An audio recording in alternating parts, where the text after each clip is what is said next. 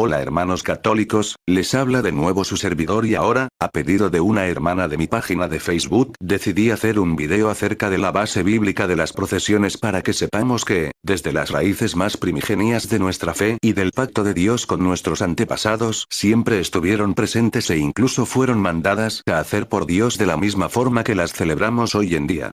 Como saben, usaré la misma Biblia protestante basándome en versículos compatibles con nuestras Biblias católicas. Empecemos con el tema. Lo que nos dicen los protestantes. Dicen que la gente es engañada usando su mismo desconocimiento y estas son tradiciones que perduran por un supuesto poder de la costumbre y que es una forma desagradable a Dios con la intención de alabarle.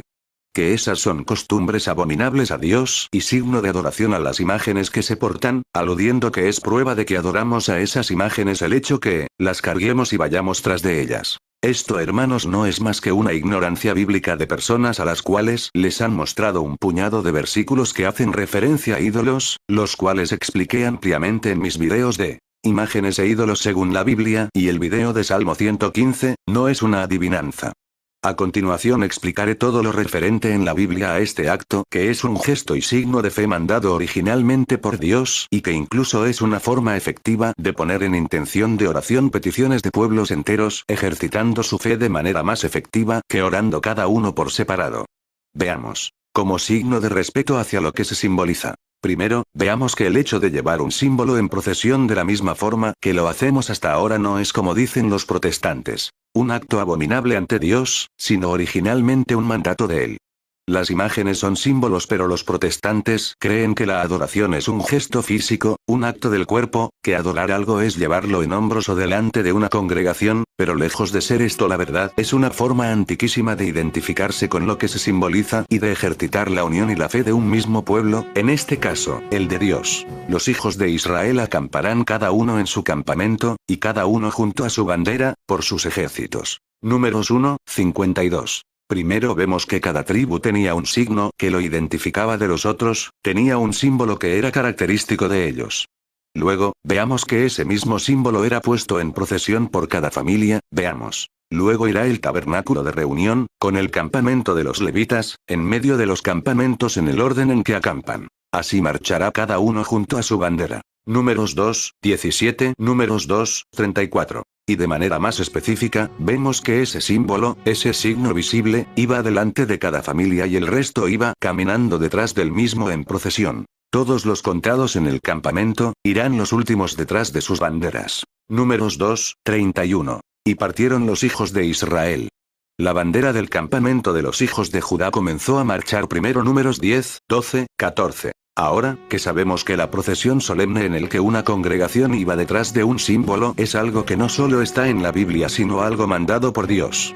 Veamos ahora lo siguiente. Salterios y música como signo de alegría. Veamos que desde el inicio, la alegría sana en Dios. Las alabanzas destinadas a Dios, eran expresadas mediante cantos, brincos, músicas, instrumentos, etc. Y María la profetisa, hermana de Aarón, tomó un pandero en su mano, y todas las mujeres salieron en pos de ella con panderos y danzas. Éxodo 15, 20. Vieron tus caminos, oh Dios. Los caminos de mi Dios, de mi Rey, en el santuario.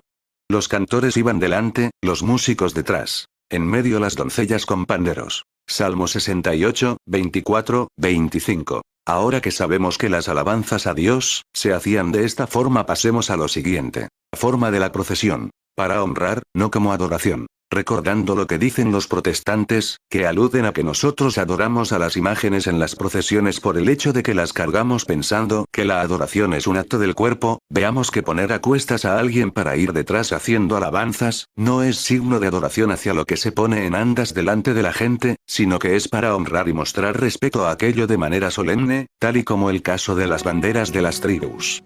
Veamos que el poner a alguien en andas, cargándolo, o sobre un carro, o sobre un animal, o de la manera que fuese, haciendo alabanzas, jamás significó adorar algo que no sea Dios, sino una manera de expresar alegría por aquello que es parte del plan de Dios. Veamos. Las loas a David. Y Jonatán se quitó el manto que llevaba, y se lo dio a David, y otras ropas suyas, y lo puso Saúl sobre gente de guerra. Salieron las mujeres de todas las ciudades de Israel cantando y danzando, para recibir al rey Saúl, con panderos, con cánticos de alegría y con instrumentos de música.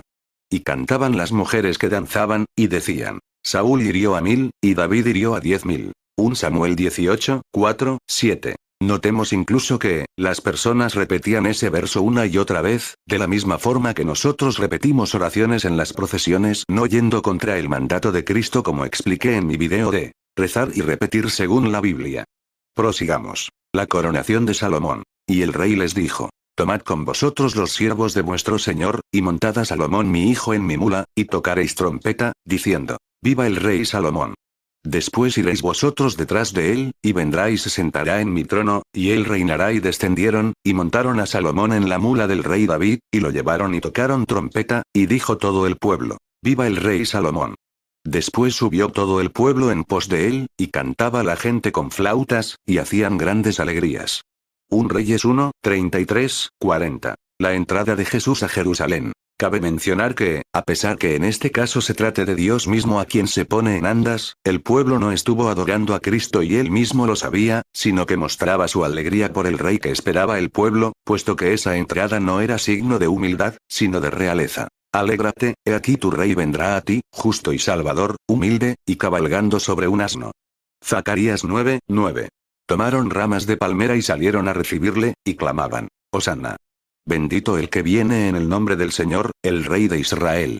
Montado sobre un pollino de asna. Juan 12, 12, 16. Ahora, sabiendo esto, que la procesión es signo de fe y devoción en cuanto a una persona o símbolos, y que estos se acompañan con alabanzas, no en signo de adoración hacia lo que se pone en procesión sino como alegría, pasemos a ver que la procesión solemne, como se realiza hoy en día, es lo que el pueblo de Dios hizo durante 40 años cargando 2 estatuas de querubines, y esto, lejos de ser repudiado por Dios, fue incluso condición para mantener a su pueblo unido y bajo su protección. El Arca del Pacto. Sepamos primero que para Dios, lejos de lo que nos dicen los protestantes, las imágenes fueron mandato suyo para signo visible de su gloria. Harás también 2 querubines de oro. Labrados a martillo los harás, un querubín en un extremo, y un querubín en el otro extremo. De una pieza con el propiciatorio, y pondrás el propiciatorio encima del arca, y de allí me declararé a ti, y hablaré contigo de sobre el propiciatorio, de entre los 2 querubines que están sobre el arca del testimonio. Éxodo 25, 17, 22.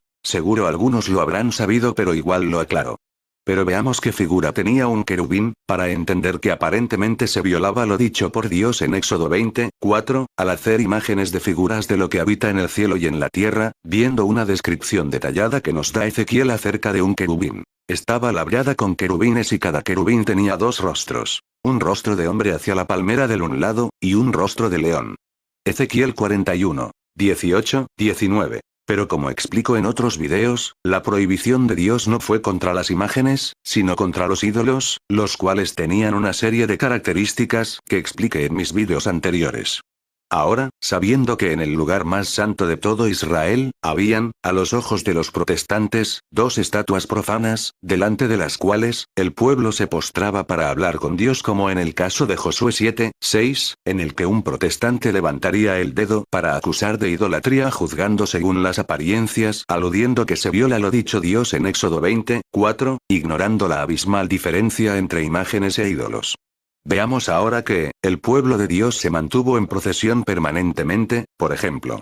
El arca del pacto de Dios fue delante de ellos y la nube de Dios iba sobre ellos de día, desde que salieron del campamento. Cuando el arca se movía, Moisés decía: Levántate, oh Señor, y sean dispersados tus enemigos, y huyan de tu presencia. Números 10, 33, 36. Incluso, veamos un caso en el que parte del pueblo se apartó de la formación de la procesión continua en la que estaba el pueblo de Israel y estos al salir de ella se expusieron a la derrota. Sin embargo, se obstinaron en subir a la cima del monte. Pero el arca del pacto de Dios, y Moisés, no se apartaron de en medio del campamento, y los hirieron y los derrotaron, persiguiéndolos hasta Horma. Números 14, 44, 45. Veamos además que, la procesión fue un mandato de Dios para lograr derrotar lo que se interponía entre el pueblo de Dios y la promesa de Dios, la tierra prometida. De la misma forma, muchos pueblos deberían hacer procesiones para derrotar unidos, aquello que se interpone entre ellos y lo que Dios quiere para su edificación. Veamos. Rodearéis, pues, la ciudad todos los hombres de guerra, yendo alrededor de la ciudad una vez. Y esto haréis durante 6 días, les dijo. Llevad el arca del pacto, y 7 sacerdotes lleven bocinas de cuerno de carnero delante del arca de Dios. Pasaron delante del arca de Dios, y tocaron las bocinas. Y el arca del pacto de Dios los seguía. Y los hombres armados iban delante de los sacerdotes que tocaban las bocinas, y la retaguardia iba tras el arca, mientras las bocinas sonaban continuamente. Así que él hizo que el arca de Dios diera una vuelta alrededor de la ciudad, y volvieron luego al campamento.